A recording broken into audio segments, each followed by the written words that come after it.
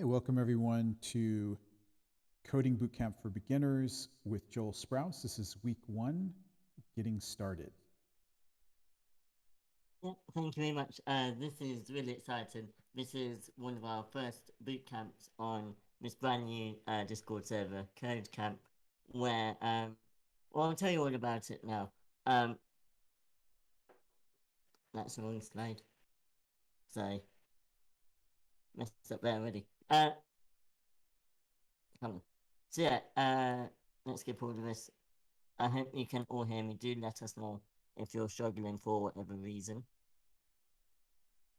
So we are a brand new Discord server just opening up, and we want to help take your idea of software and turn it from just an idea, take it through design and development, and hopefully even a published software that gets downloaded by the general public. Now we are just starting up, as I say. This is a completely free course, and there'll be lots of free classes, events, and workshops coming soon. And there will be some paid classes for VIPs and for our supporting members. And we are a part of Skill Camp.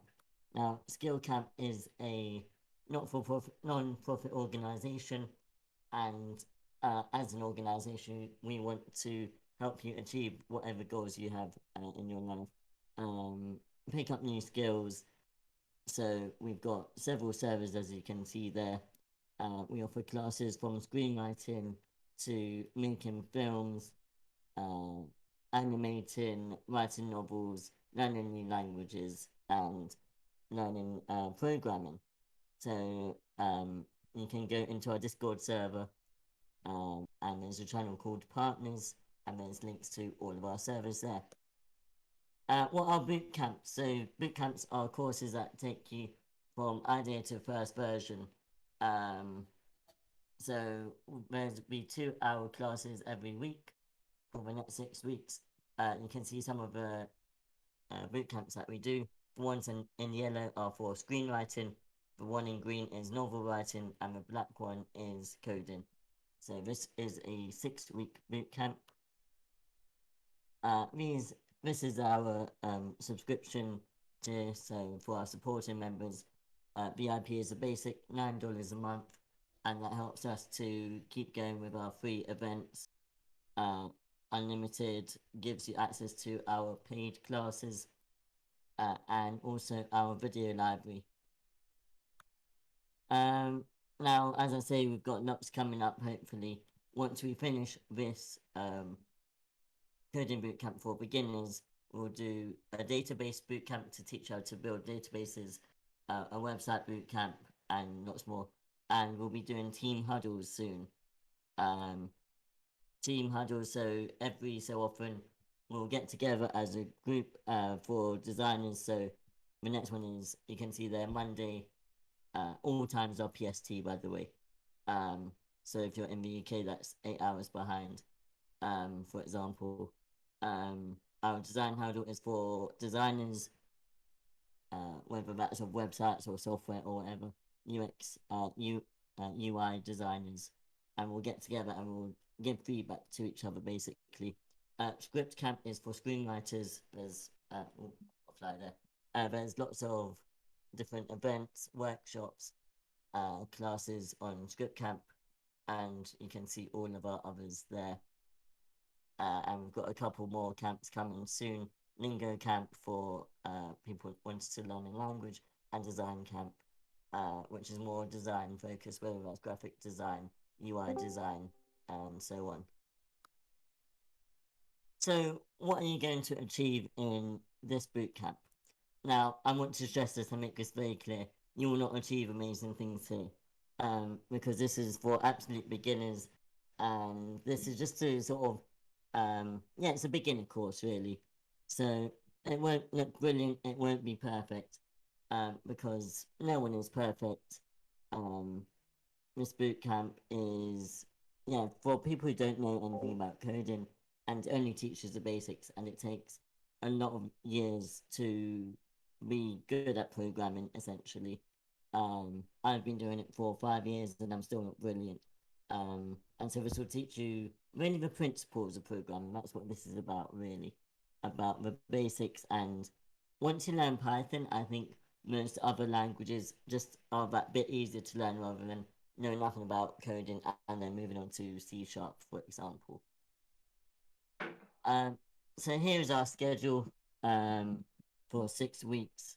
This week we'll be mainly setting up Python, talking about Python and what it does. And we'll start looking at the basics as well. Week 2 will be getting user input, so forms and that sort of thing, getting text in and storing them as variables to sort of affect what the program will do next. And we'll do if statements and loops. Week 3, we will learn about functions and also a bit of making the computer do arithmetic. And so in the orange boxes, you can see what we'll make for each week. So next week, we'll be making a login form.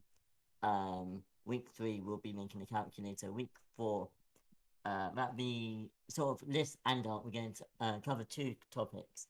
So we'll make a shopping list, either a shopping list or a to-do list. And we'll also make some cool things in art and start using Python to actually draw things on the computer screen. Week 5, hopefully by this point you'll have learned enough to understand how Python works.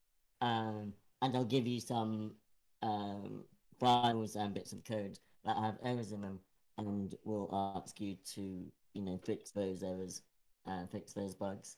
And we'll also look at file handling, and then week 6 we'll actually be connecting to APIs, basically third-party data sources, and we'll build a weather app. So there's an API that gives you the weather forecast, and you'll be able to take all of that data and hopefully put it into an app that will work for other people.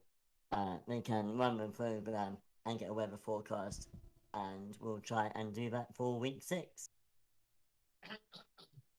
Excuse me. Right, so my experience is mainly in web development. I have about a decade of experience with HTML, CSS, and JavaScript, and I taught myself all these things. I also know how to make databases, and I have made an online directory for people. That was for fitness trainers. So yeah, my portfolio includes business websites. I made a website for a bakery. I've got online surveys, which I've made from scratch. And I learned Python at the age of 14. Now, for Python, we're going to need to install it. I think that's the best way, really, because you could use the fiddle, which is option 2 on the right. If you know that your internet isn't going to allow you to listen in and to download at the same time, then go ahead and use the fiddle, the URL on the right. But as we progress through this course, I recommend that you don't do that, because in my experience, it doesn't always work. It very often causes errors that you wouldn't get if you download Python. So I will send you the link. Actually, what I'm going to do, I'm going to send you the link. Oopsies. No, don't do that. And I'll show you how to download it. I'll put the link here in the classroom chat. And then if you all click on that, and we'll download Python together. Just hopefully, if you hover over downloads, all releases, this will say whatever your operating system is. So if you're on a Mac like me, it will say download for Mac OS. If you're on Windows, it will give you the right version, and you'll just click that grey button there. If you can all do that, and just sort of let me know once you've got it installed. But like I say, if you can't access for whatever reason sorry, open something by accident. If you can't for whatever reason access or download Python this week, then go ahead and use the fiddle. That's the wrong one. Pythonfiddle.com. I'm just going to paste that link there.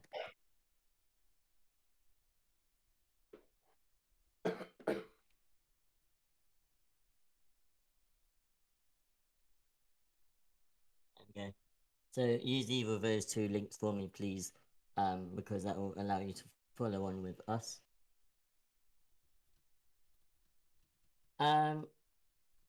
We'll come back to this, I think. Now, normally before you create any form of software, you'll do multiple things to sort of work out whether your idea is a good one or not. Sort of figure out if there's a demand for it, whether it's a good use of your time, basically. So there are a few things you want to think of, and this is just a quick list. So you might want to think about functionality. So what will your app do? What do you when a few thousand people in an ideal world, if a few thousand people have downloaded your software or are using your software, what do you want them to be able to do? What functionality will it have? What will it do? What category does it fall under? Will it be a game? Will it be a productivity app? Entertainment app? What sort of category does it fall under? And the reason we ask that is it will affect the design and the development. Um, and what devices will it need to run on? Now, this has a massive impact on which language you will actually use. So, Python isn't very good at creating user-friendly interfaces. That's more for the backend, what's called the backend, which is sort of the code that runs the app behind the scenes. So if you're thinking about what devices it needs to run on, if you have a Mac, for example, you will need to use Swift, which is what allows you to make Mac apps or iOS apps, and so on. If you're making an Android app, for example, you will then need to use C# and Java. So you really need to think about what devices will it run on, what sort of what are you how will users be able to access the software? And did I write that point down or not? I can't remember. It might come up later. Is there another app similar? So you don't want to obviously have copyright, but not only that, if there's no demand for an app, if there's another app that's similar, you don't want to spend lots of time creating it when actually it already exists. You don't want to reinvent the wheel, essentially. Yeah, I do. So the third thing you want to think about is who will use it. So, what sort of demographics, what gender, what age, these kind of things. Because if you're creating a game, for example, you're going to want to think about who will actually play this game. Who do you want to attract? Who's your target audience? And that will impact the design of it. So if I was designing a game for, I don't know, a 6-year-old girl, then I'm going to use lots of pink and lots of pretty patterns and, all that kind of thing. Whereas if it's only for or primarily for men, you're not going to use a lot of pink. So you do need to think about who will be using it, and that will influence what it will look like and how it functions as well. So yeah, did that. So those are the things you sort of need to think about. I wonder if you're here for because you want to actually create an app. Maybe you've got an idea for an app in your mind already. We probably won't create it in this bootcamp, but maybe you're here as a starting point. Sort of, you've gone, oh, I have an idea for an app that I want to make, but I don't know how to code, and maybe that's why you're here today. Is that the case for anyone here?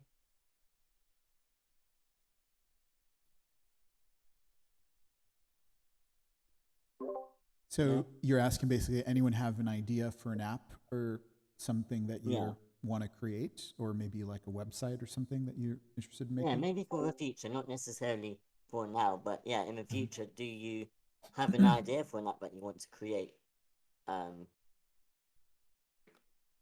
I'm looking to build websites rather than apps, but apps are also interesting. Yeah. Um, excuse me. Yeah. So I do a lot of building websites. Mhm. But yeah. So what, out of interest, what sort of websites are you looking to create? Um, yeah. Is there anyone who's got sort of ideas about what they want to create? I guess is what I'm asking.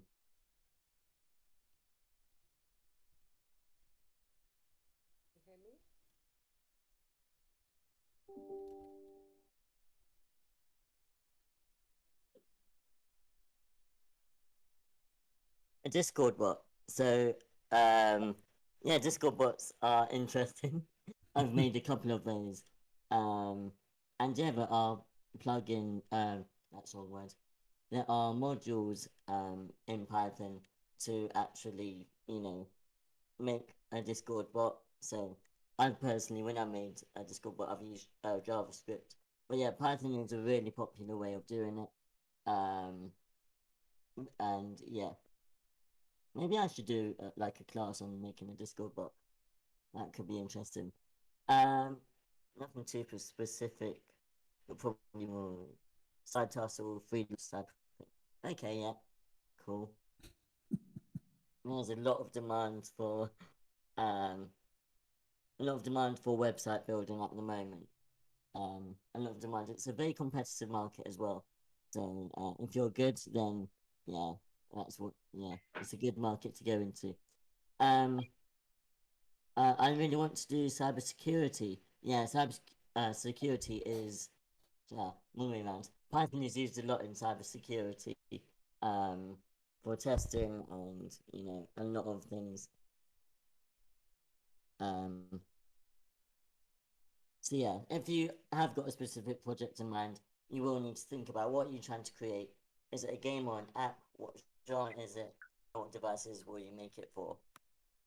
And initially, you will want to make it just for one operating system because otherwise it is a nightmare having two or more projects going at once and trying to make them the same.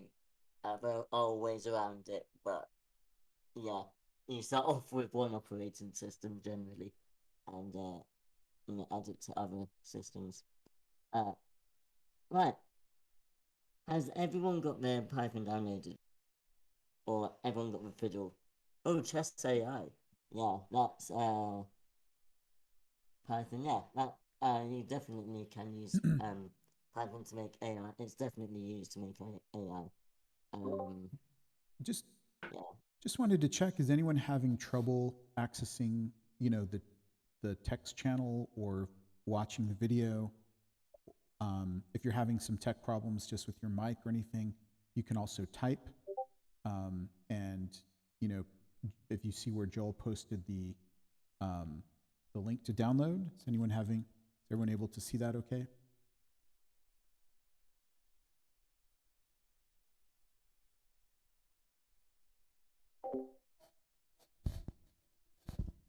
uh, can I ask that people give a thumbs up in the chat or something like that so that I know, if people are managing okay.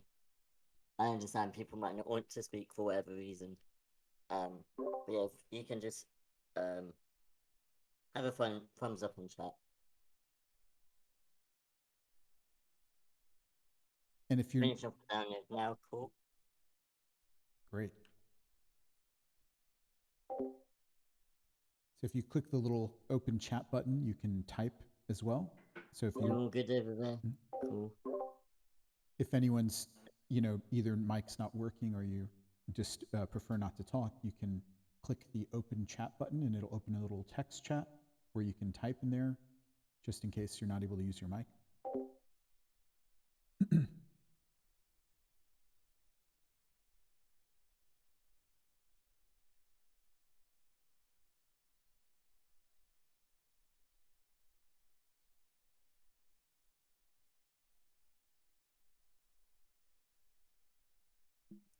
Just to clarify, just to make sure, because having a live report of issues with my screen. Can everyone see my screen? Okay.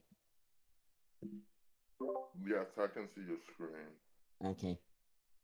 Yeah, looks good over here. All right, fine. If you are having trouble, um, there should be click my name and there should be like a watch stream button, for you. Yes, you should. Oh, sorry. Go on. Can we also run our code in Visual Studio Code? Yeah, it's fine. The reason I gave those two options was just simplicity, basically. But yeah, if you want to use Visual Studio Code or any other code editor, then yeah, go ahead. As long as you can make sure that it's running in Visual Studio Code. But let's go ahead and write our first program.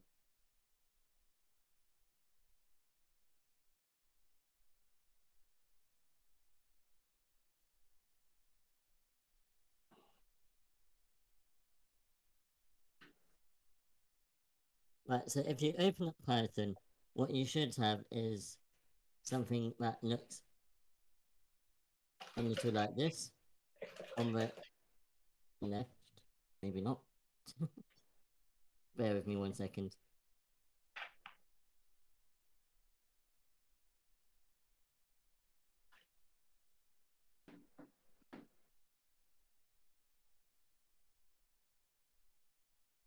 Right, there we go. Something on the left, it's just a blank document basically. And we're going to write a bit of code. That's just there's pretty much the simplest code you can write. It's on one line, print, open print, and it will turn purple. Open parentheses, speech marks, and we're going to type hello world. Now, what this code does is it will print, it will output rather whatever you've put in the print bit here. Whatever you put between the speech marks, it will output. Now, if you run it, so if you're on Mac, press Command R, and if you're on Windows, press F5, it will ask you to save it, and once you do, save, you'll get another window that pops up. That just looks like this, and you can see it there. Hello world, it's outputted that line there. Don't ask me why hello world. That's I guess something of a bit of a tradition in among the programming world. Any programmer who's learning any language for the first time, that is one of the first lines of code that they will actually write. Just because it tends to give you a bit of an idea of how Python works and so on. Better than goodbye world, right? It could, I mean, hypothetically, can have your code say whatever you want it to say. But hello world is just what people say. Now, I'm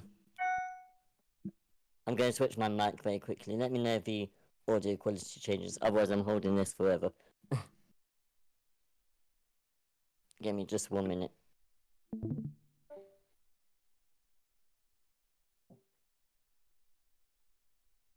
Just bear with us a moment. Joel is just adjusting his mic. Be right back with us. Was everyone able to get Python downloaded and installed? Or if you're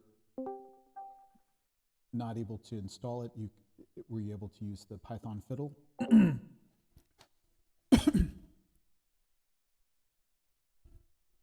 I'm using Visual Studio because I also use JavaScript and I'm trying not to use too many different editors. Fair enough, that's fine. So I'm not sure what happened there. I suddenly got kicked off of my Discord. But yeah, Visual Studio code will work fine. We had a question from Heapy about is it okay to use PyCharm? As long as it can run Python, then yeah, you should be fine. You can use, I can't remember what they're called. There's a few different IDEs that you can use. That slide that I showed you earlier, that was more of a recommendations rather than anything else. In case you don't have any sort of IDE already installed, then you should use one of those two options. But if you have an IDE or a software writing software, then software writing software, you know what I mean. That runs Python, then yes, do go ahead and use that. So if everyone has Python, or if everyone's able to run a Python program now, we can move on. Do stop us if we're going too fast.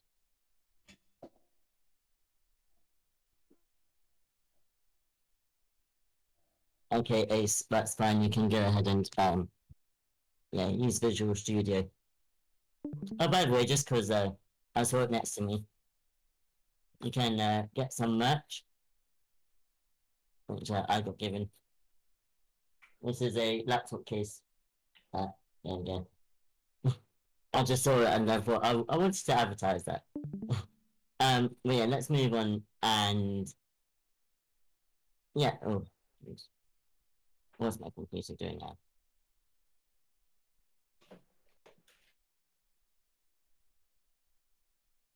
There we go.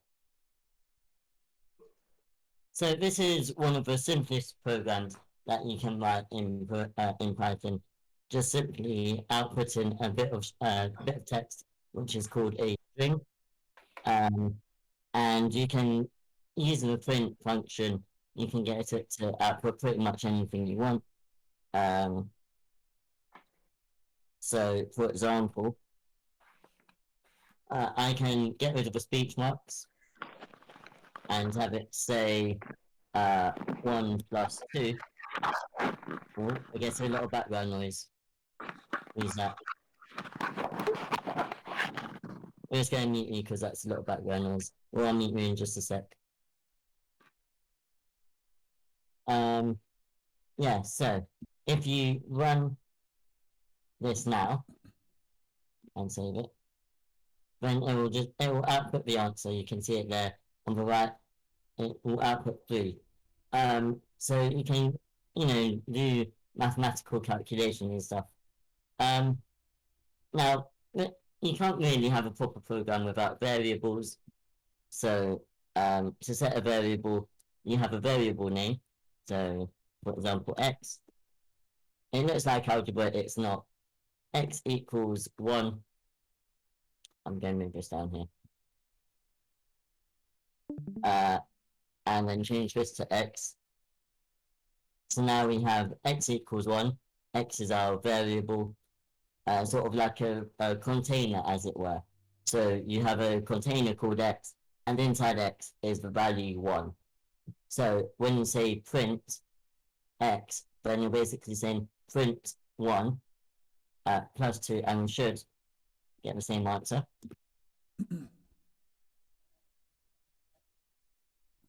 And so that's variables that we use all the time. And you can later on change the variable so that I can reassign the variable to 5, for example, and run it, and it will output 7.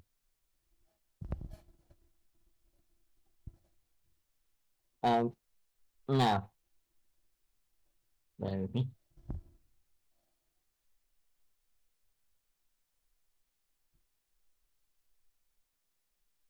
Now, if I put back in my hello world, just to show you, print, you don't have to copy this.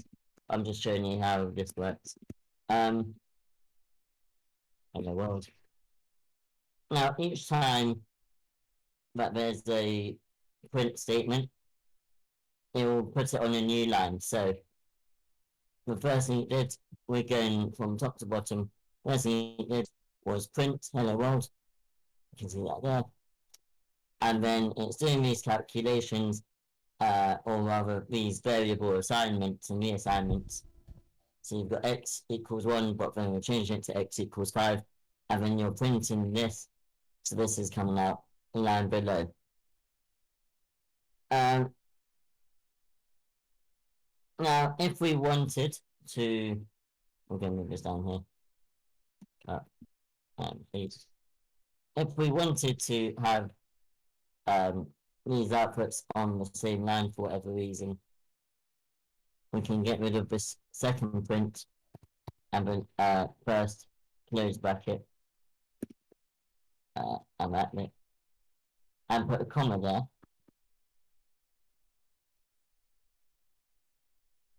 And now we have it outputted here, hello world space 7.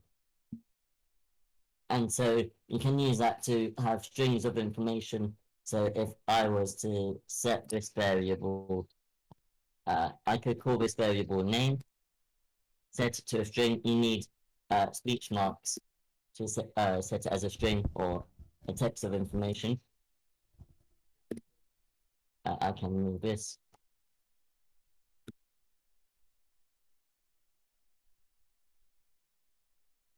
Oops. Yeah. Move that.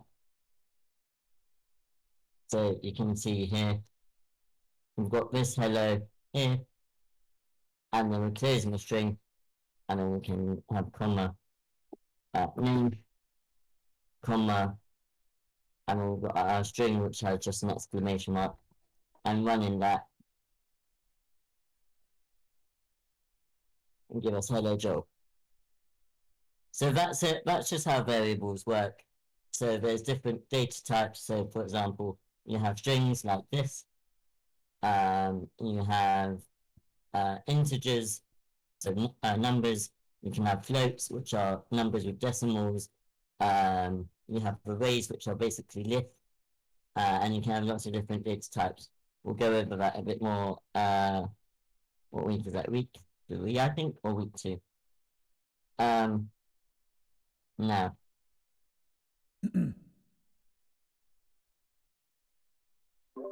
Anyone have any questions about anything Joel went over so far?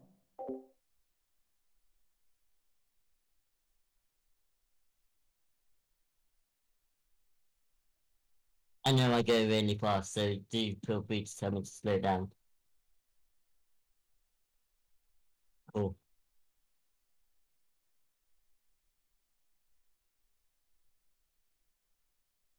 Sorry, Sichun. I'm going to assume everyone else is okay. So, no, let's move on to what we're going to cover next week, because I'm moving quicker than I expected. So let's look at if statements. We can have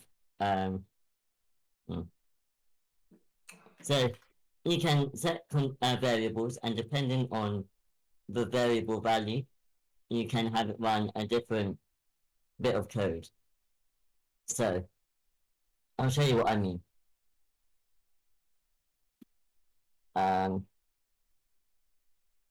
What's the best way for me to show you? So I was meant to do this next week, but because I moved a lot faster than I was expecting, I had to sort of catch up. Making software on the spot.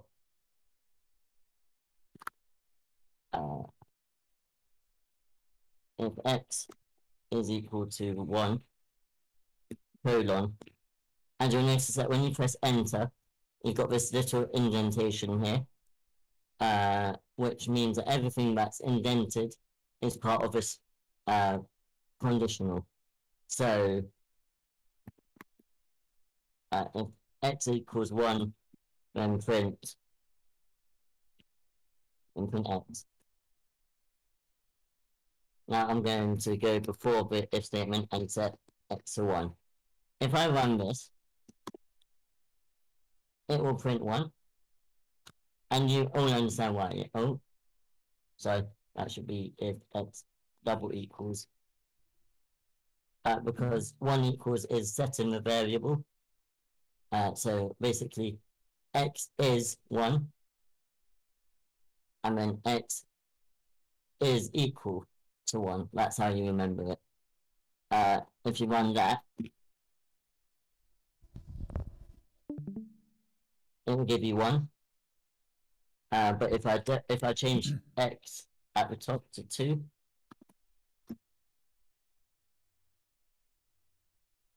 then it won't output anything at all, because we've set this if statement to a different value. It's not, the condition isn't met. Joel, could I ask, is it possible to move your webcam window over a little to the left so we can see the Yeah. Yeah, so give me 1 second. There we go.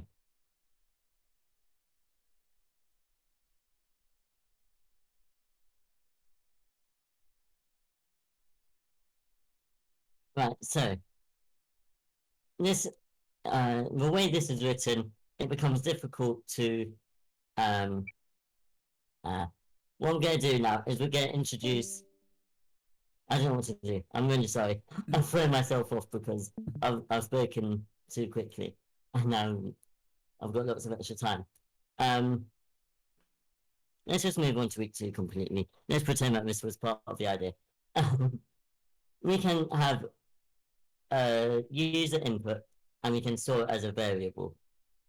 And the way we do that is by doing, we're going to set this variable, we're going to call it input, and we're not come back to the result.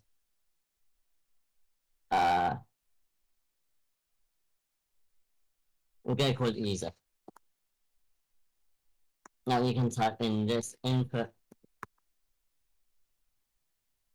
and with parentheses and speech marks, and inside of these speech marks we're going to write what comes up in the shell, which is a right hand window, and that's where our program runs.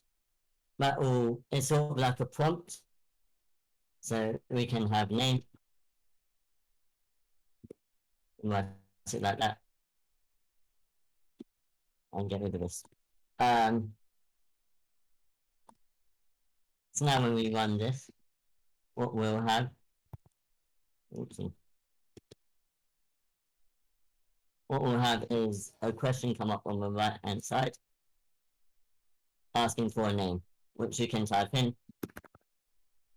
At the moment it does nothing because all the program is asking for the input. It's not going to it is storing that information, but it's not going to do anything after that. Now what we can do is, this is sort of coming into our login form.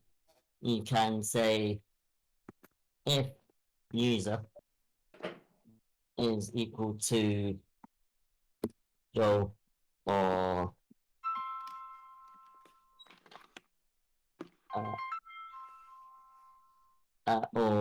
John.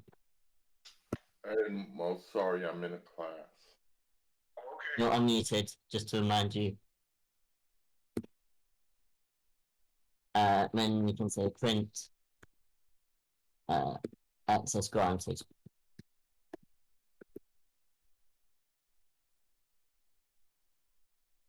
And so let's test this out.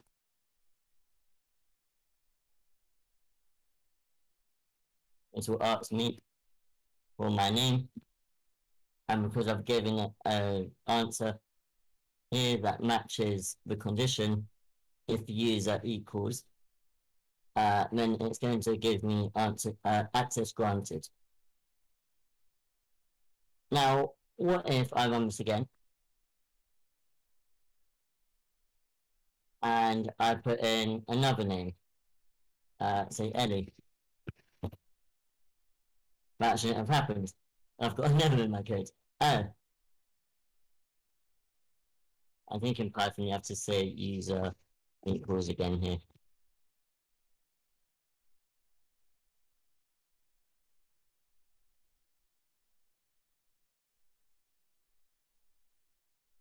Give me a second. Yeah, there we go. So don't forget to have or user. You have to repeat it in Python. it didn't give me permission, but it's not told me that access has been hasn't been granted. So what you would do in this scenario is you would say else.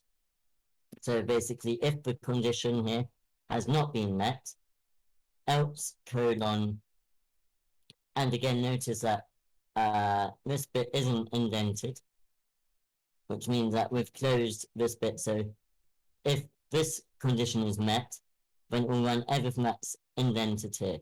In this case, it's just the one line, and then it will stop. Now, else print access denied.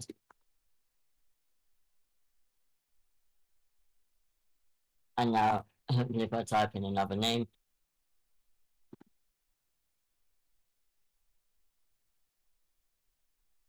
it tells me that access has been denied. So you can begin to see how you can create a login form with this bit of code. Obviously, in the source code, you wouldn't have all the usernames, because imagine if you had users signing up. If you had it like this, you would need to constantly change your code for each and every name. And so, you'd store this in a database really, and have some way of the Python accessing the database to check. We would also have a password.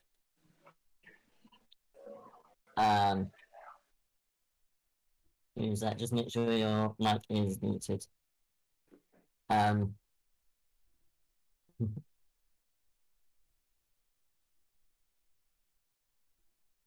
Yeah. So you can also get a password. So, for example, password. And again, your input.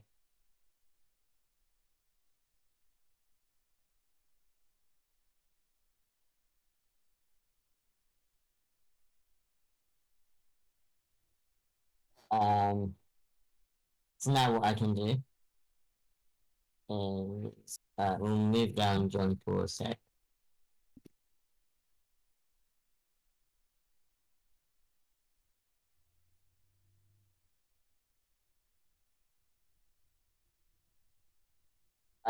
And we want a password.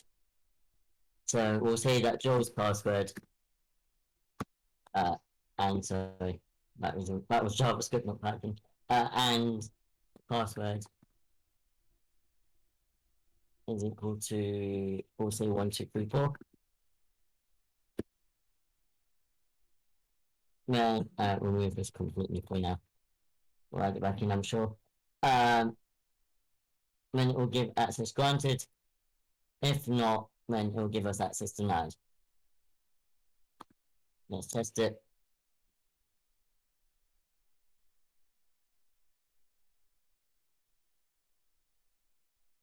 And now we've got access granted.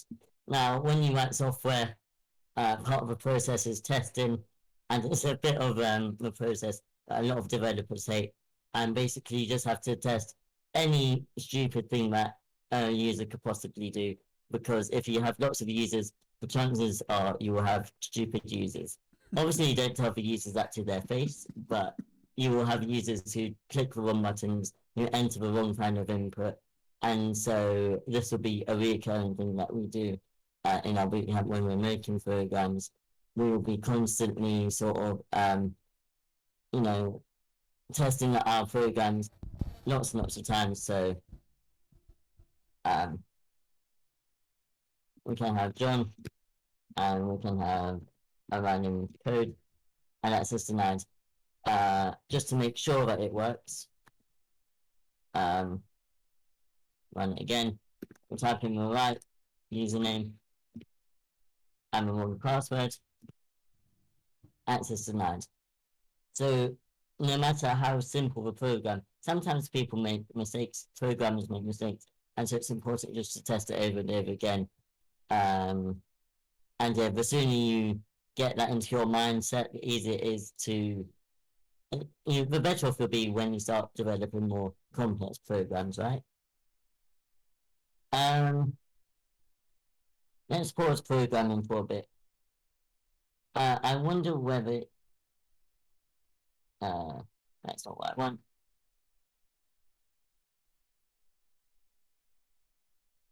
Yeah, I wonder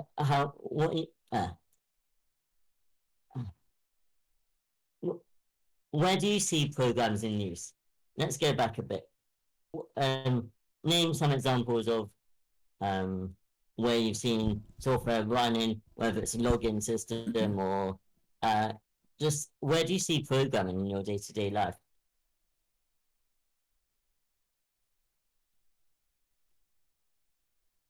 I mean, it's literally everywhere. You can't, in this world, go on.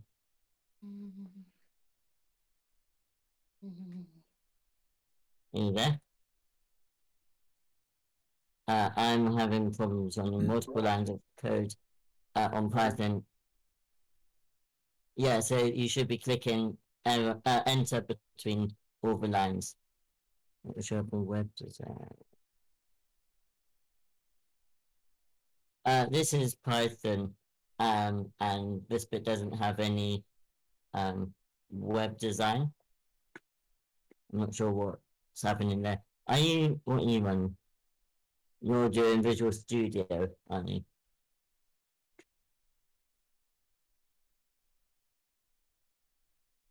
Is it I was trying to answer a question about where. Oh, sorry. Oh, it'll run up in show up in website design. Yeah, so it is literally everywhere. So the websites that you see, google.com, or uh, Yahoo, or I'm trying to think of any website ever. But yeah, any website will have programming. You'll have your HTML, which is sort of the structure, the skeleton, so, as it were, of the text you have and the content. You have the CSS, which is your design and making it look nice, your formatting. And then you have your JavaScript, which is the functionality. So you said that you were having problems, Ace. Are you having problems still? Or go on and try and tell me if you are. Um, but yeah, uh, so you'll have lots of different code. So if you log into your bank online, maybe you'll have code that's running behind the scenes to make sure that you are who you say you are. To make sure that the right passwords have been given, the right security questions have the right answers to them. You will have so much that's being checked and so much information, um, and so many bits of programs running. Where else do you think you'd find programming? What other examples can you think of?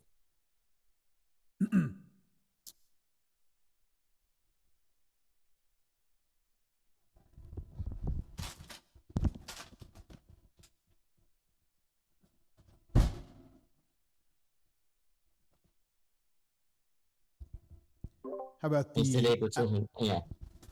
I was going to say, how about all the applications that you use to do the things that you're doing? Like, so Ace was talking about website design, but like, so not only is the website using lots of code, but you need to run maybe lots of other kinds of applications or, tools just to create it, right? Mm-hmm. Like to make, Yeah. just like an image or something on Photoshop or,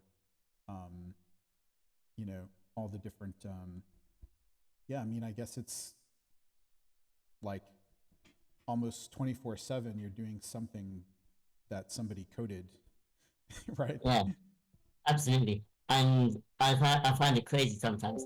Every single button that you click, like just logging onto Discord here to be on our class here, you press so many buttons, and each of those buttons had to be programmed.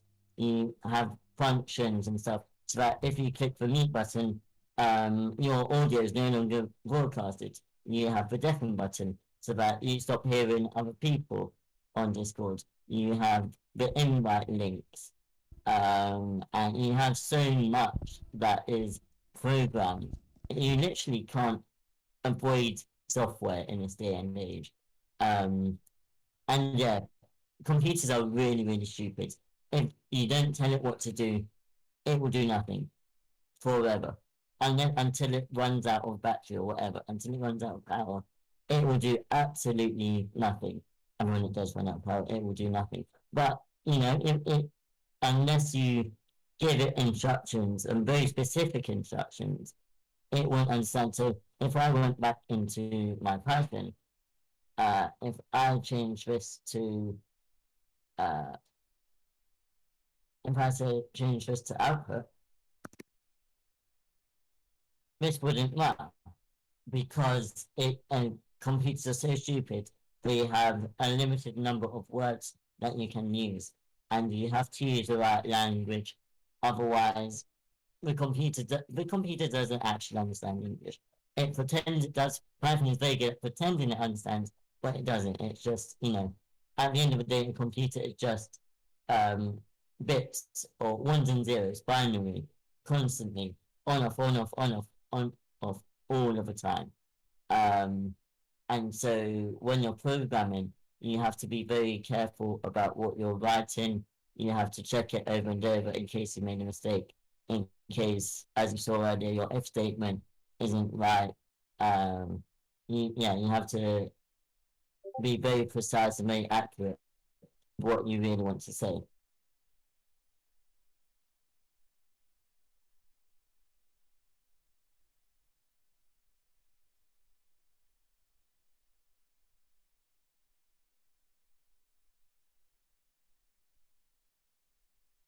Does anyone have any questions about Python or programming in general?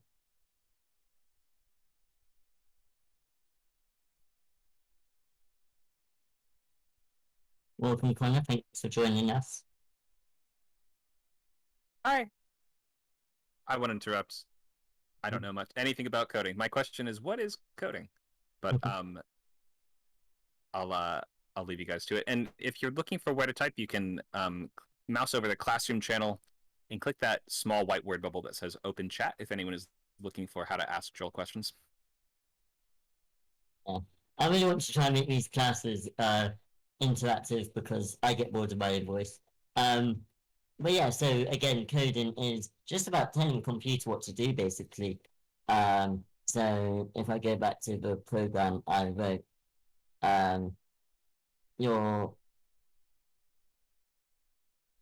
you've got lots of you're setting variables and you're asking. That's not showing my code.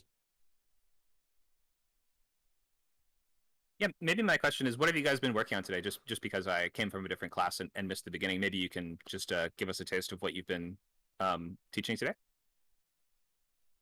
Yeah, so you can see on the left here, this is the code that we wrote. So we have variables that have been set. So we've got user input here. And then if the user input matches prearranged text, why is it not showing? Sorry. I can see it fine, but it's not transferring over. Give me a second.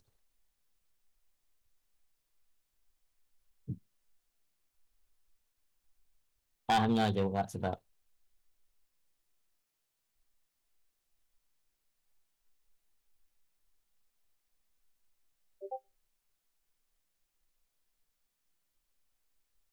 So I can't get it to show my software for some reason.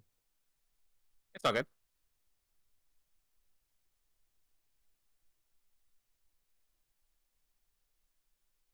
How long has it been on? Oh, there we go. OBS is just having a hissy fit. Sorry, there we go.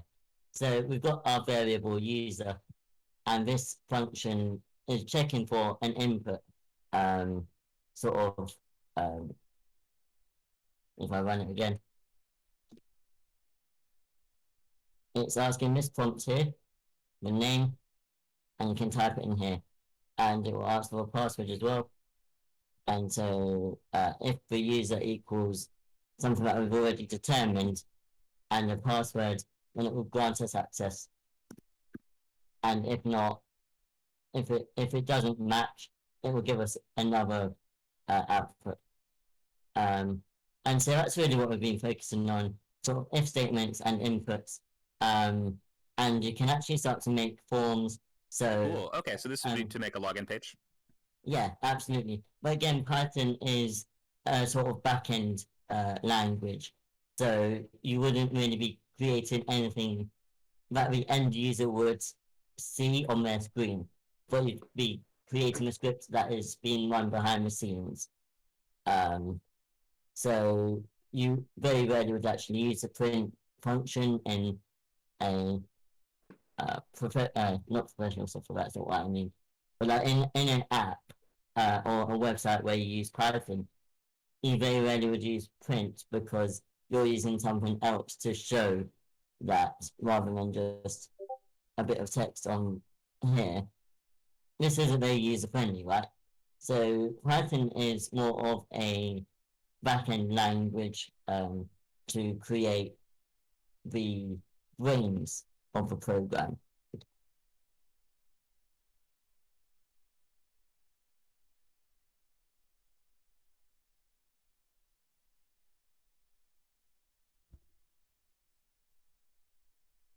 I think Sichin had a question. Go ahead, Sichin.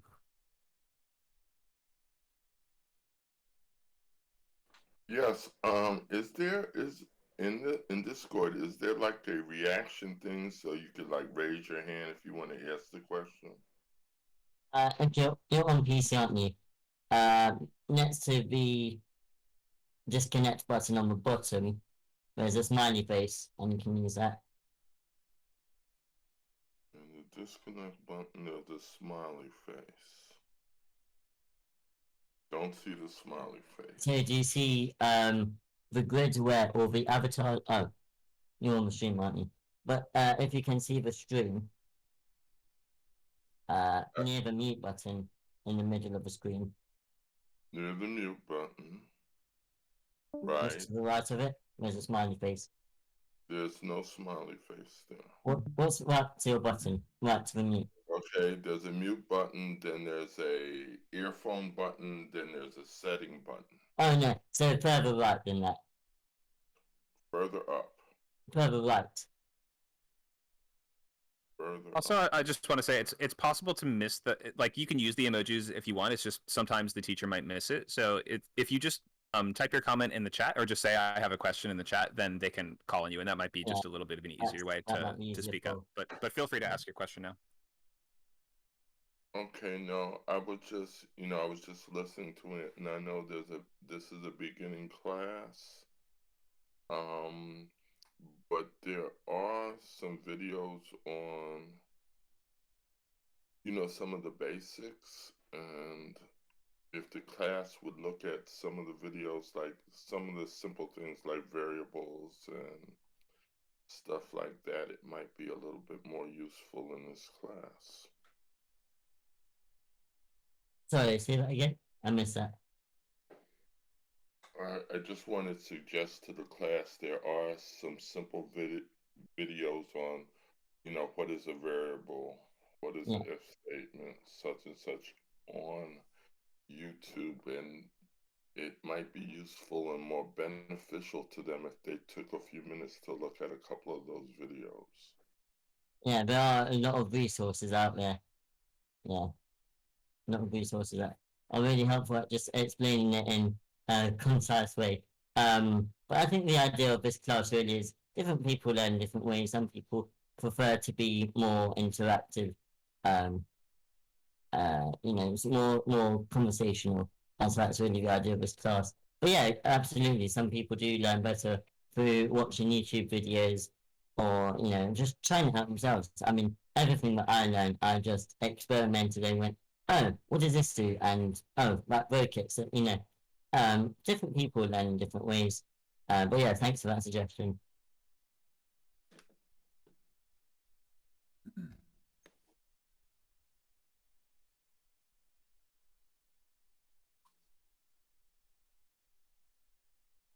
I'm going to take a very quick break. I'll be back in just a second.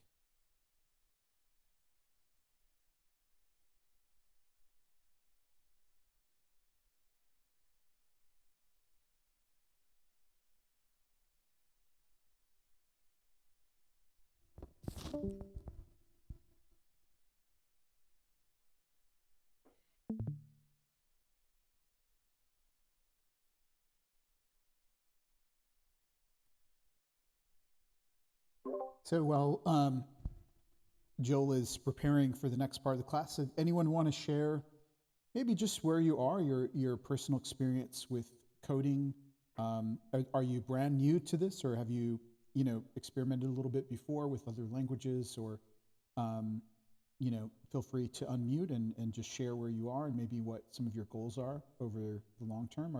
Are you interested in working as a software developer or just developing your own project? I know Sichun mentioned about maybe developing like a chess AI.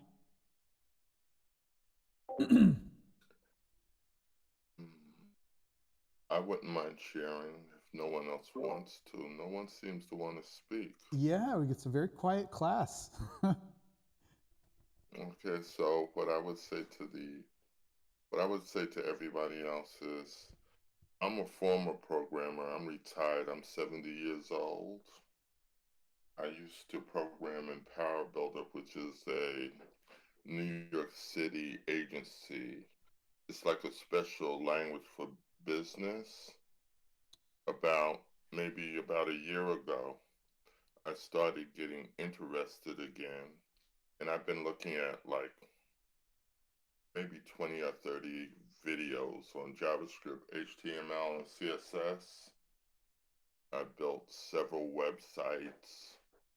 I'm looking at React. I'm looking at like a lot of tools that are on the internet. There's a lot of free stuff.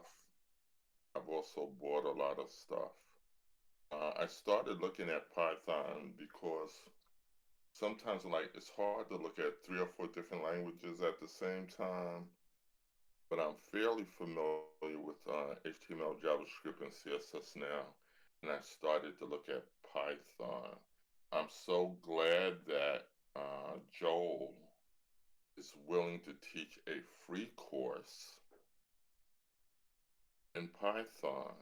It lets people get their feet wet, and some of the younger guys may want to become programmers. And it's a very high paying profession. And I definitely would suggest that they pursue it. It does take a lot of practice. You need to look at a lot of stuff. And that's why I suggested, like, when you come to this class, I think it would be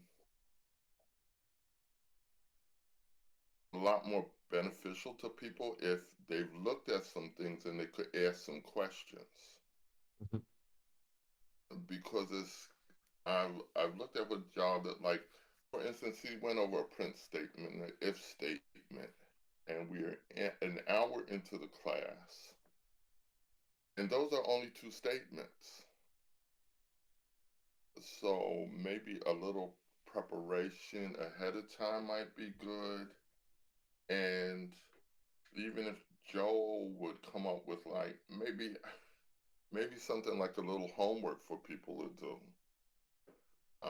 to look at some different things while they're not in the class, because you're not going to learn programming in 2 hours looking at a 2-hour class. That's my personal opinion. Yeah, absolutely. That's a very good point. Thank you for that. I did take a quick break. And when I took a quick break, I realized what Ace was talking about. Thankfully, my mum is on the course, and she showed me actually what the problem was. I should have gone over this, and so that's my fault for not clarifying. When you open Python, you should be using the IDE or idle, um, and then you click on the click Command N or Control N if you're on Windows, and that's what gives you the blank document that you can see on the left. So if you are having problems writing code on multiple lines, that's where your problem is. I'm sorry, I should have explained that. Um, is there a list of commands you can use? Yeah, so actually, going on to what C Chen said, there are some resources that I can show you. So one of those is, hang on, let me pull it up. It's called Easy Python Docs. And that's sort of what we'll be going over for a bit for the first couple of weeks. I'll put my hands up and say I've never really taught before. This is sort of my first experience, so you're learning, but I'm also learning as well how to teach and how to, yeah. So teacher, and I thank you for your feedback, because yeah, that really helps me to know what you need from me and all of that sort of thing. Let me paste this.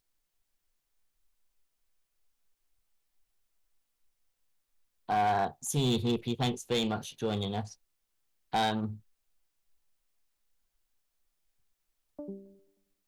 Yeah, so this is easy Python docs. And again, it's the basics of Python. So if you would prefer to read, then yeah, you do go and read this. You've got outputs. My internet's running a bit slow, sorry. So you know how you can output a variable and string together. You've got inputs, comments, variables, and so on. There are different data types. I think that's the page that shows it. So yeah, so you've got an integer here, or a number variable, so age, for example. Let me zoom in a bit. You can have a variable using the speech marks, or inverted commas, whatever you call them. You can have a boolean. I never know how it's pronounced. So that can be either true or false. And so yeah, this is a really great resource to use, easypythondocs.com. And yeah, we'll go through sort of all of these. If you want to go ahead, you absolutely can. So yeah, it can be not a secure site. You should be okay, and I say that because you're not inputting anything into the site. So worst case scenario, realistically, all someone's going to get is a publicly available website that many people use. Yeah, thanks for pointing that out, Suchin. So, did I hear someone else talking? I thought I was asking a question. Yeah, I was going to ask you, Joel. You said that Python isn't very friendly, user friendly, and that it was used mostly in the like the server area in the background. So, what would you use it for? What sort of things would you use it for? Yeah, so for example, I want to create or start to create a central heating system. So I don't know if you've heard of Hive, or actually a lot of different providers do it. So you can say, Alexa, turn on the heating, for example. So if I set up your Alexas, but you can say something like that. The chances are Alexa behind the scenes is running Python or something similar, and that is turning on your heating. So I started writing a program similar to that, using a small computer about that big, about the size of a credit card, and I used Python so that if you clicked a button, it would go to the relays in a boiler and turn on the boiler, right? So that's one thing that I've used it for. You can use it to connect to databases and input information there. File handling, so you can open files that already exist. So say you have a TXT document, a plain text document with a list of different email addresses, for example.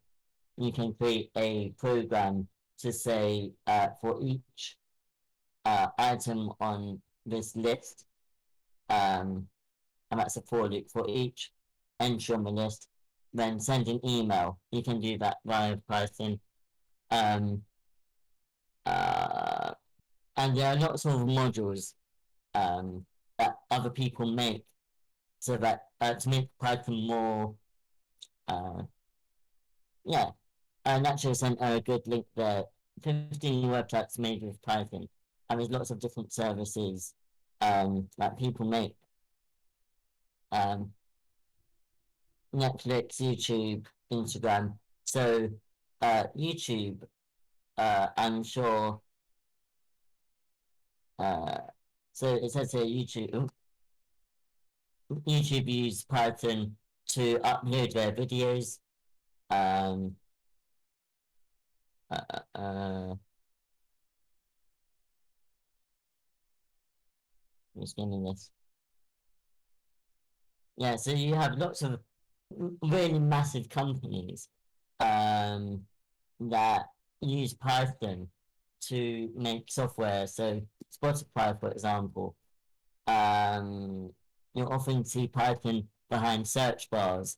Um, so if you open up Spotify, you have a search bar so that you can search for songs.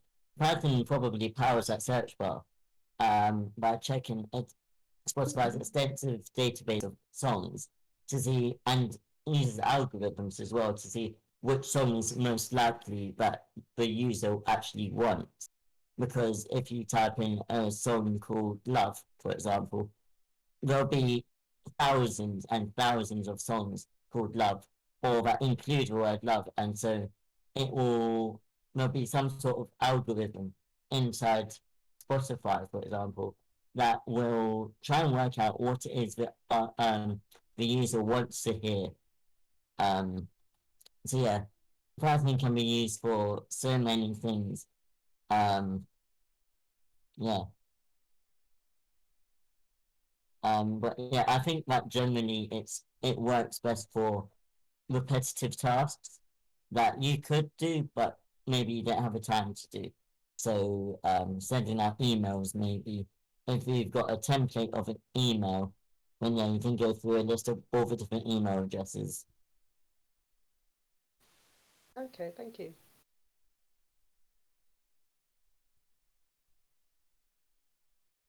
All right. Anyone else have any questions?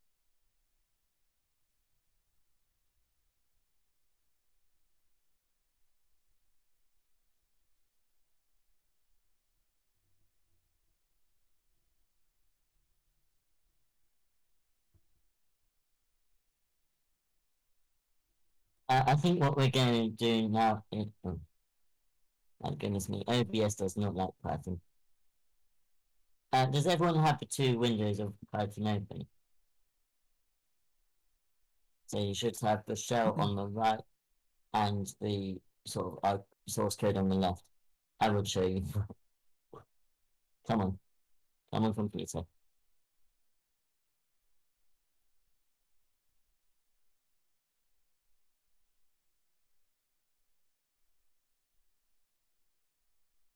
I'm sorry about this.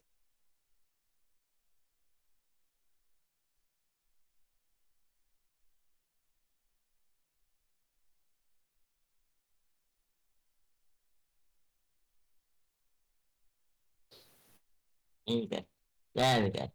Got it. So yeah, you should have two windows. You should have a blank document without any of this on it. If you don't have that, then click Control N to create a new file. And that's the one that you'll click run in. Yeah.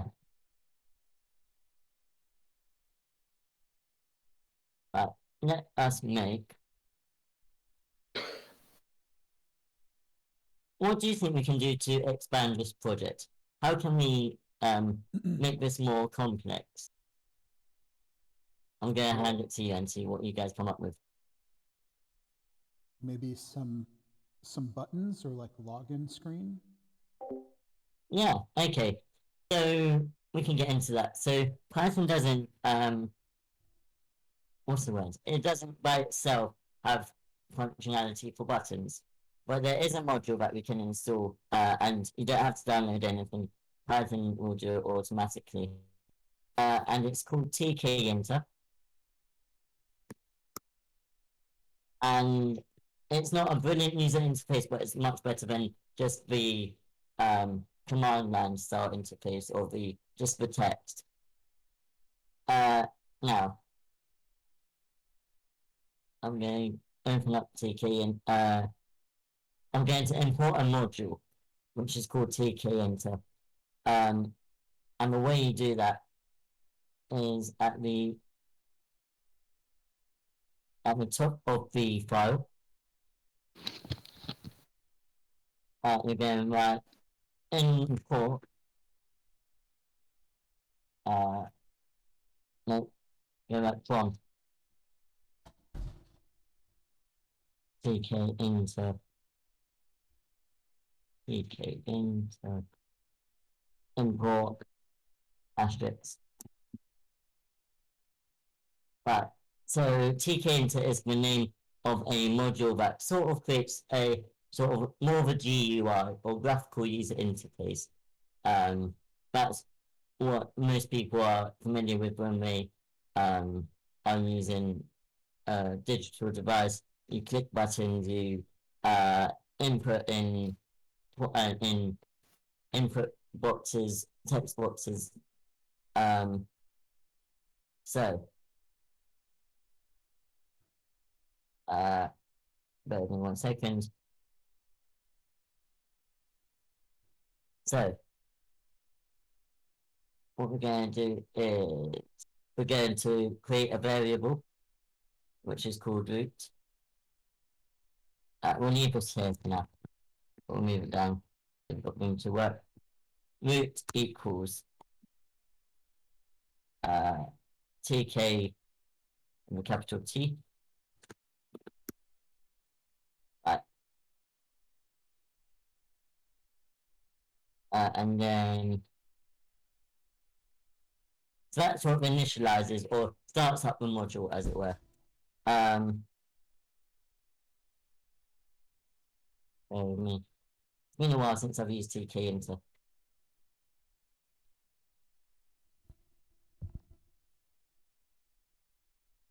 And my computer's crashing at the idea of me making it do work.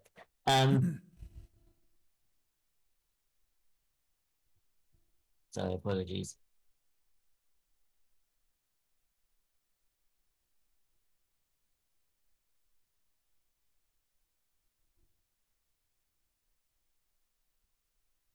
So my internet's completely crashed.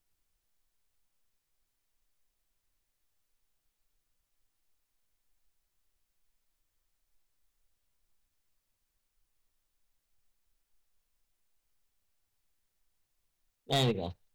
And then we're going to have TK, no, root.main loop, brackets, root.main loop. Now, main loop basically creates a window. Let's make sure this is working. So now, oh, you can't see this. Hang on. I'm going to change the design so that you can see it.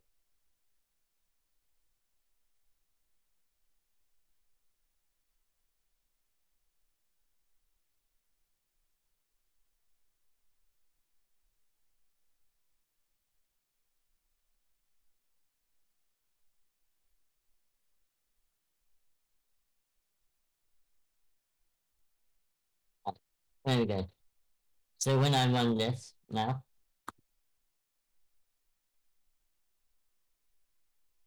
you get this little window here. And this is the window where you're going to put everything, your buttons and your labels and your inputs.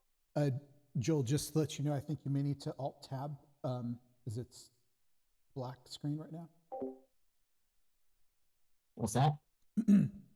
I think you may need to switch your window, your active window, back and forth or something, because it's not showing up on the maybe the projector screen.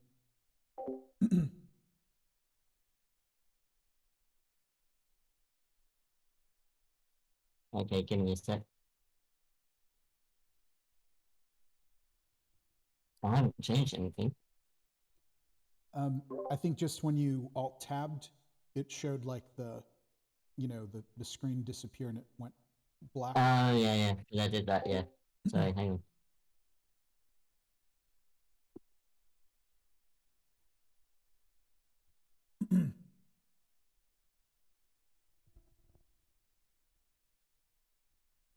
Windows.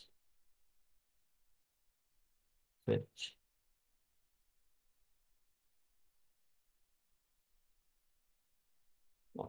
Not that one.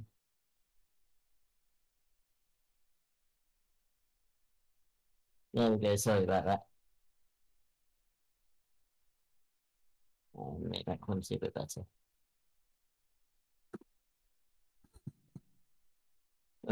We are there.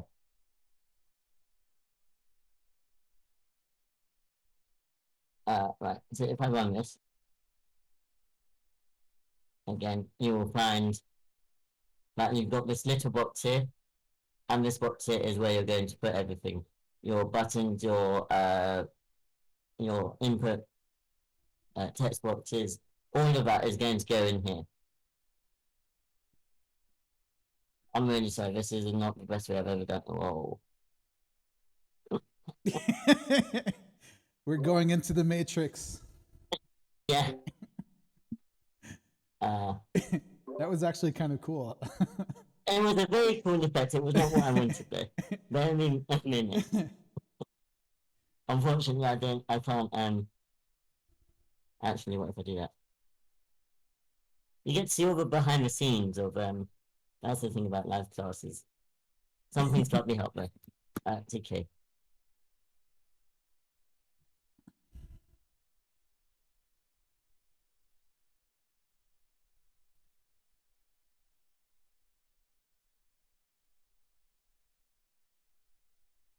Right, there we go. I've now lost my shell again, but you shouldn't need it for this bit, so we'll be fine. Right.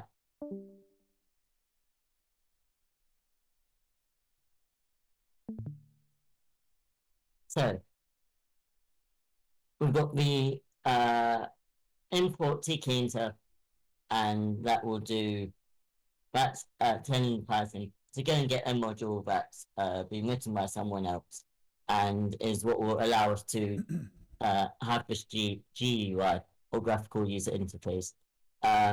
We've got the root, which is telling TK into that it's going to need to create a window. And then you've got root.main loop, which is the method, or basically that's telling the TK into you need to open this window now.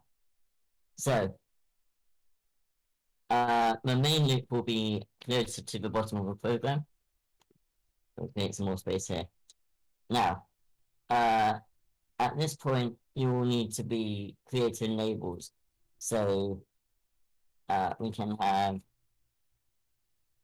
we're going to call this, we're going to create a variable, we're going to call it message. At least for the time being, this will be changed at some point. Message equals tk.label.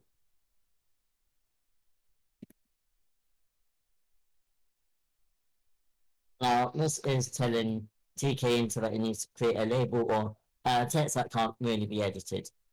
That will happen in the root.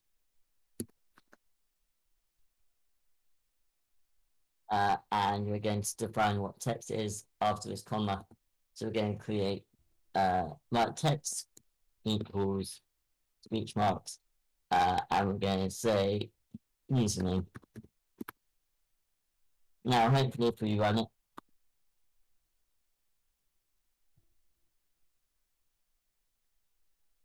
hang on, what run on?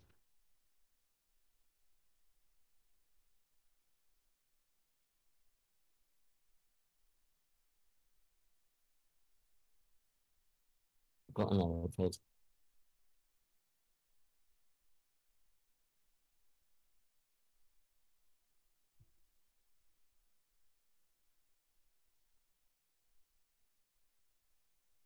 I'm not sure why.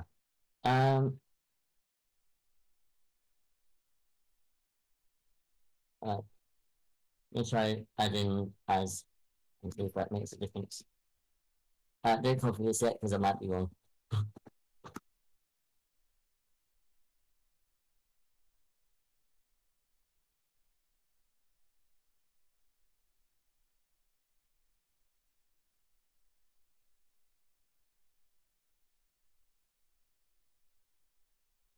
DJ enter, and with that.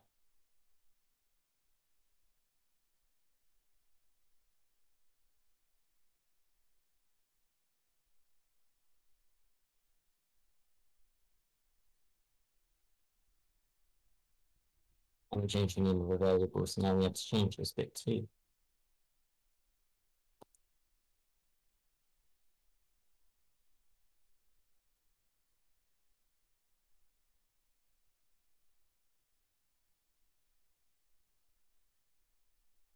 Oh, and then once you've once you've got that variable message, you then need to pack it. Message dot pack, which then says basically you need to go into the window.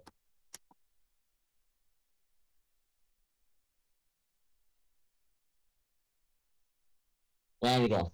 So now we have our little minuscule window that says username.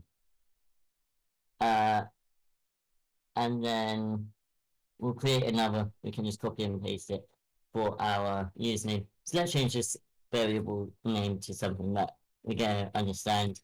Username, no, LBL for label username, and change it for this as well.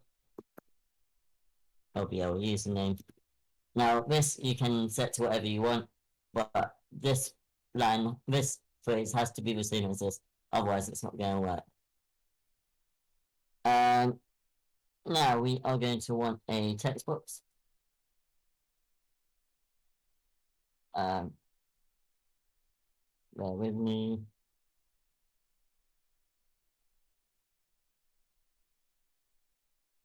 And the way we do that is pretty much the same, except instead of it being a label,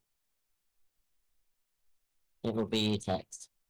So call this txt username, txt being text box, tk.text.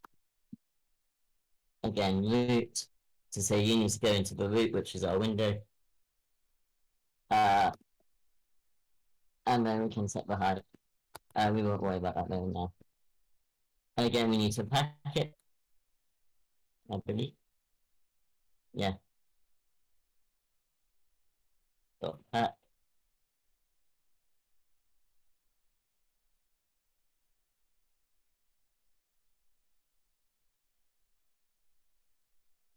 Txt is not defined. Oh. So I did. It has to be the same. They have to be identical.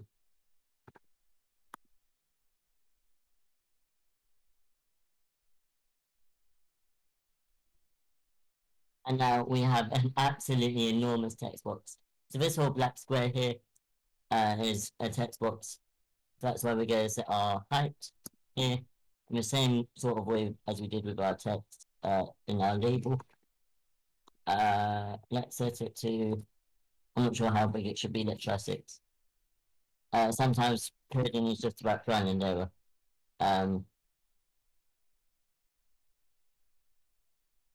6 is still very big. Okay, so it turns out the 6 is actually referring to the lines, not to the number of pixels, as I thought it was. Okay.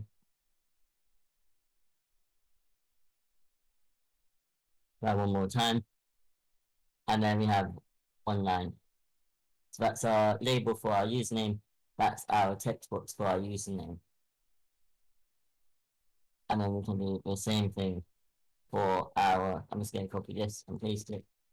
We can do the same thing for our password. We're just going to change all of these variable names. Password. Password.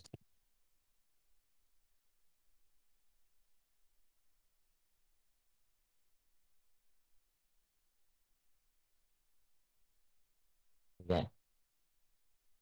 And change this bit of text here.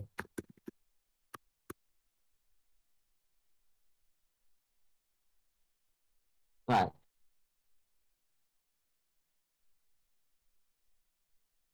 I'm assuming text value is like that. Cool. So the way that we can see what. Let me just show you that it works. Make sure that it works.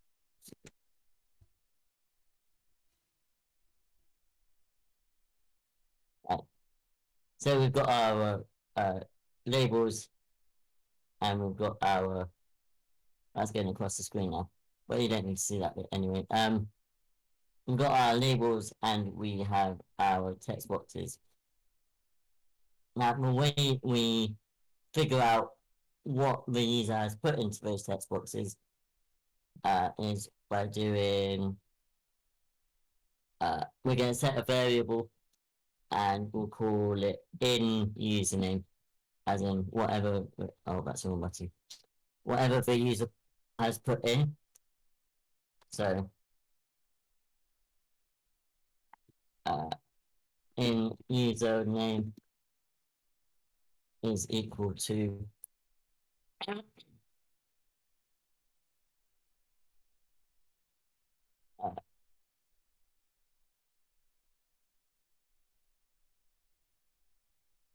equal to text username, I hope,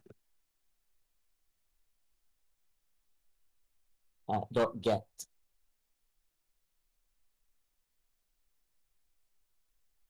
So I keep clicking on the wrong buttons by habit. Dot get 1.1 from my end. And just to make sure it works out here, this is for debugging purposes, or basically to make sure that it's working as we expect. We're going to print the output of a username. Now we're not going to use speech marks here because this is a variable and not a string. We're calling this. Let's make sure this works. Please work. No.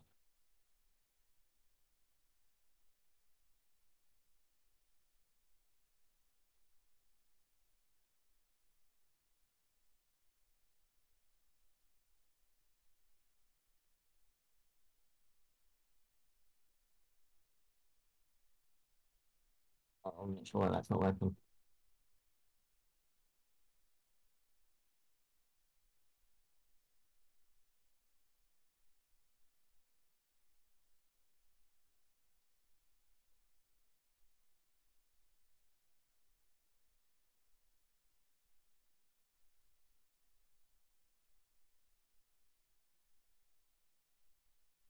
So I'm looking at a website to try and figure out what I've done wrong.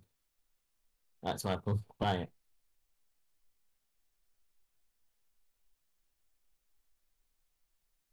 Oh, the reason that's not working is because I've forgotten to turn this into a string. And so it was looking for a variable end rather than a string end. So what this is doing is this is getting the input from the first character up to the last character. So we could change this so that it would say only take the first 6 characters of the input, but actually we want it to go all the way to the end of the input, whatever that is. Right, run that.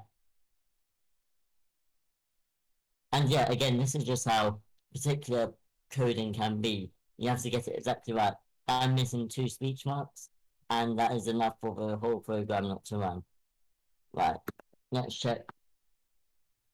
Joel, and this bit doesn't matter. Oh, I can't submit this yet. The reason being I don't have a submit button.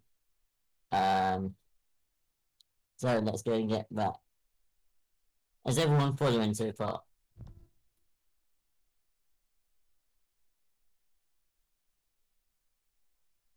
Anyone have questions?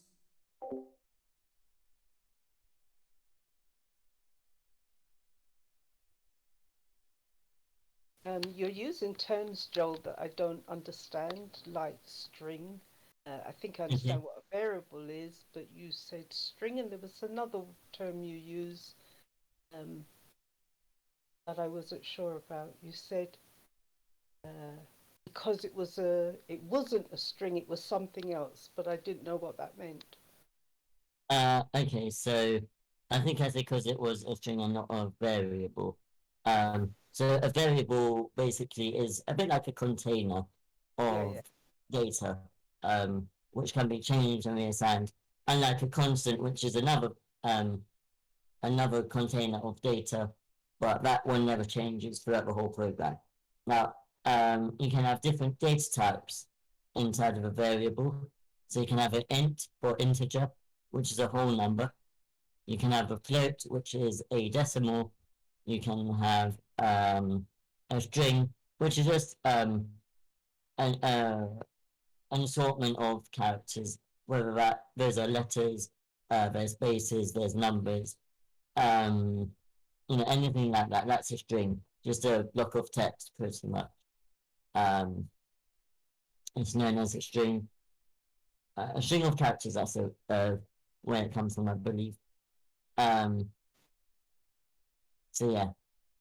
So when you're writing your code, how do you know when you need brackets and when you need uh, these other little things you're putting in equaled? How do you Okay. know when to use them? Yeah. So we'll take print for example. This is a method. Is it a method or a function? They're quite similar, but essentially, this has a predetermined job. Print is a keyword that tells the Python you need to output this in on the right window in the shell. And so the brackets are saying you need to print whatever is in this. In this case, it's a variable, and you can tell that because it's not got the speech marks. We've set our variable up here in username. Can you see my mouse, by the way? Yeah, yeah. Okay, cool. So we've got our username, which is set to this, which is the input that we've just got. So this will print variable, whatever the value of this is. I could change it to, sorry, go on.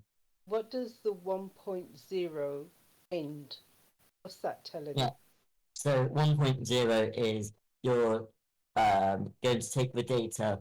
So let me open up to the window again. Not this one. I was worried my computer would be able to handle all of this in one day. There we go. So we've got this window here, the username, so I can type in anything here. So 1.0 is saying from the start of this bit here, from before the input begins, and then the end is to the end of this bit.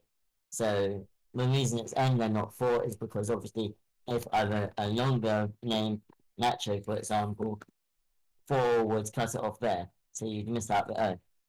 So the end just takes it to the end of the input. Okay.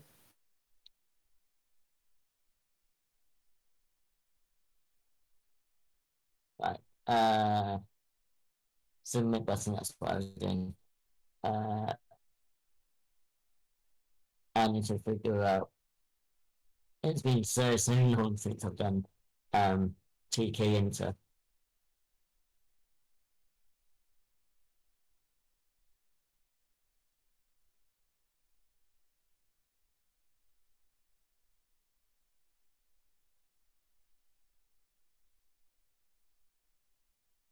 And there's a bit of a joke in the online community where if you don't know, the best developers don't know everything, they just know how to search things and integrate other people's code into it.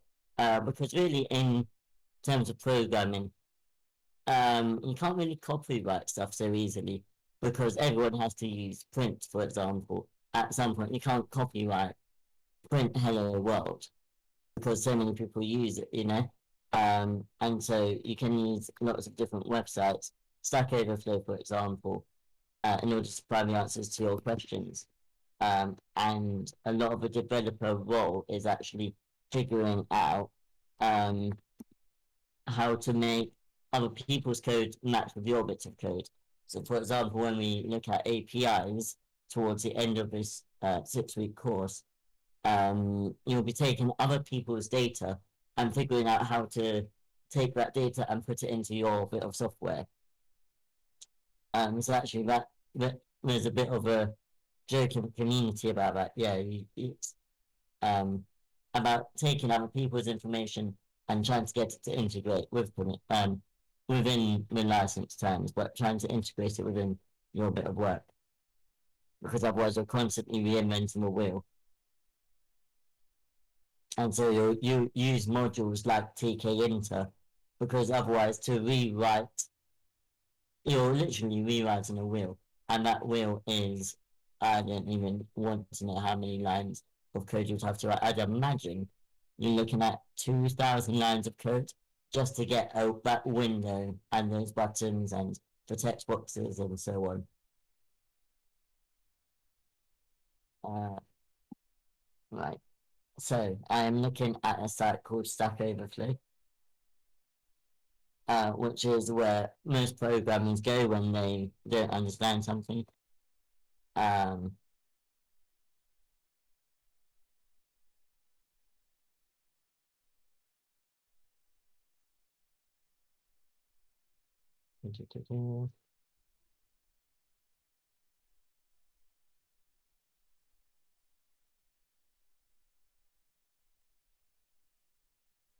And sometimes Stack Overflow doesn't give you the right answers.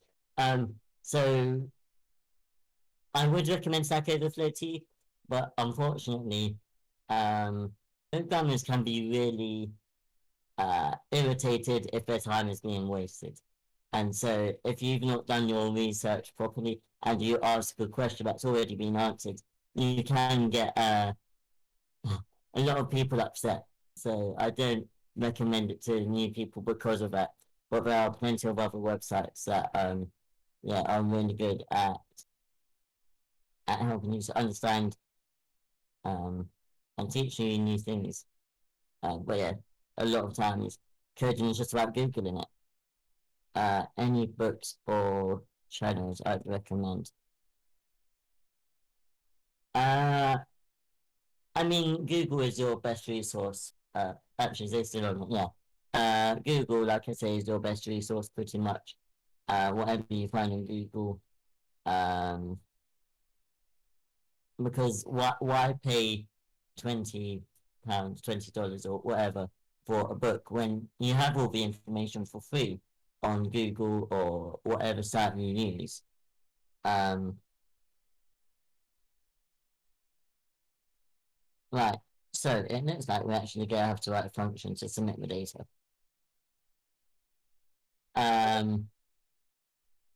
Which we don't have time to do. So okay. I'm sure TK's had a way of doing this. I'm glad to come back to this another time. Once I've refreshed myself. I wasn't expecting to get into this bit of the code today. But yeah, I will rethink my whole schedule because now I've got an idea of, how to teach and all, all of that stuff. Thank you very much for bearing with me. I know it's been a bit all over the place. I hope you'll stick with me because we won't be building APIs.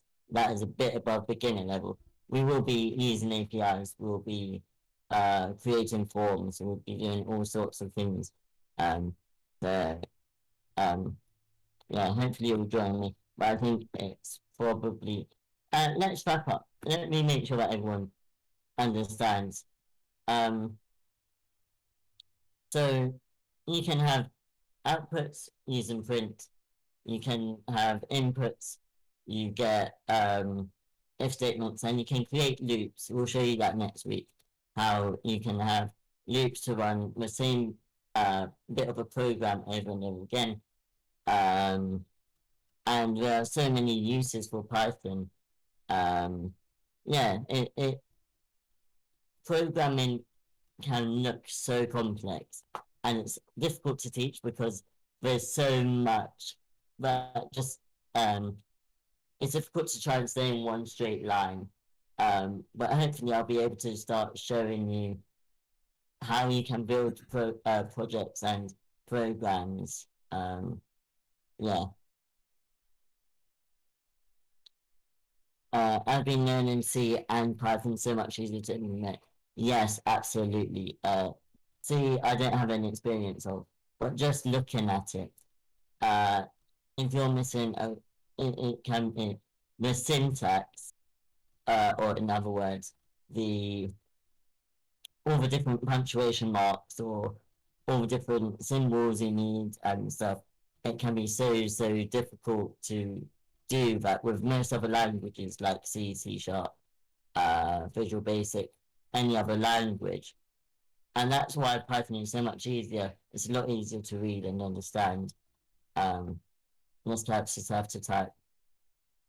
Does anyone have any questions about the course or any about program or actually anything?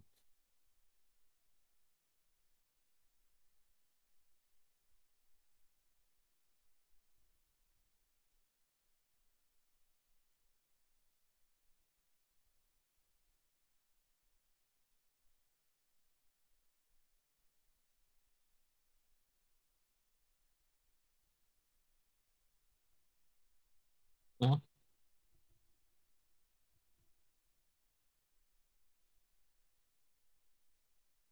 All right then.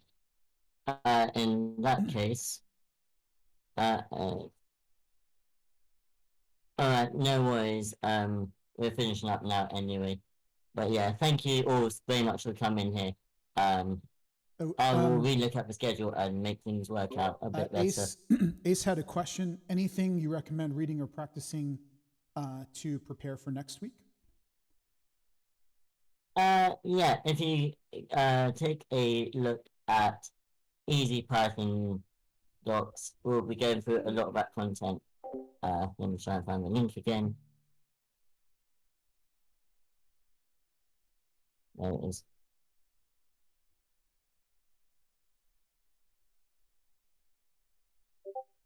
And that will help you to understand the beginning of Python a bit more. But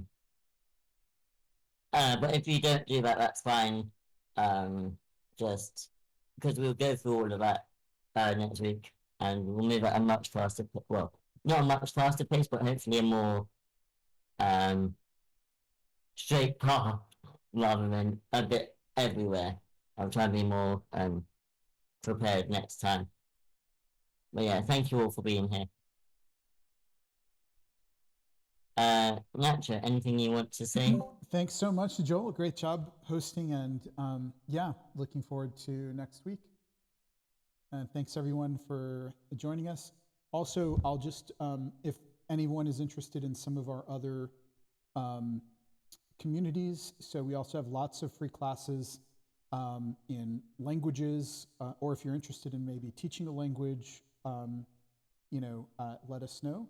We have lots of classes in, screenwriting, fiction writing, filmmaking, editing, video editing,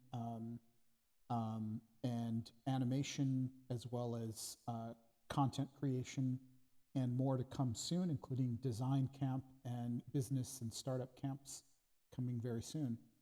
And I'll post the link there for everyone. You can check them out. And you can also find it in the partners channel. If you look on the left of Discord and scroll up a bunch, sort of near the top, you'll find a channel called Partners. And that's got links to all of our camps, other Discord servers where you can learn other skills. In just a minute, it's a highlight of my week, table reads. That's happening on CodeCamp, where we read 5 pages of a screenplay that someone has brought. I will analyze it, and it's really good if you want to join that. If you're interested in writing novels, there's a novel bootcamp, which Skillcap's founder Connell Kyle is running. I'm not sure what time that is. But yeah. That's at noon February 11th. Saturday, February 11th at noon. That's my birthday, cool. Noon is 8 p.m. in the UK. I say that because I know that a lot of people are from the UK. So yeah, Okay, thanks everyone. Have a great weekend. thank you guys.